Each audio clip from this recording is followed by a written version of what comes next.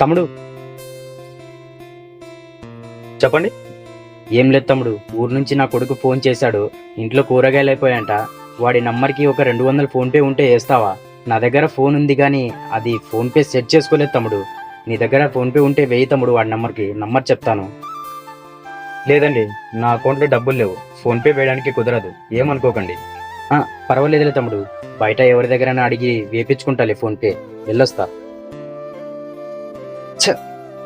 అరే ఏంటప్ప ఇలా అయింది?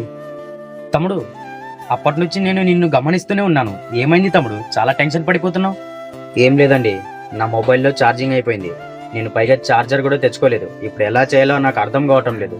అవునా? అయితే నా దగ్గర పవర్ బ్యాంక్ ఉంది. నా బస్సు వచ్చేలోగా అర్ధగంట టైం పడుతుందంట. అంతలోగా నువ్వు ఛార్జింగ్ ఎక్కించుకో తమ్ముడు. ఎదిగో తీసుకో.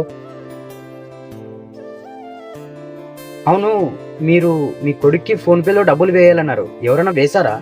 లేదు తమ్ముడు, ఎవరికి అడిగినా ఫోన్పేలో డబ్బులు లేవు అంటున్నారు.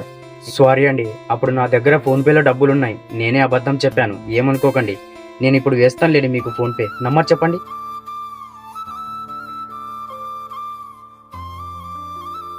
200 ఫోన్పే వేశానండి మీ కొడుకు అకౌంట్కి. ఈ వీడియో చూసాక మీ అభిప్రాయం ఏంటో కామెంట్లో తెలపండి. Follow for more videos.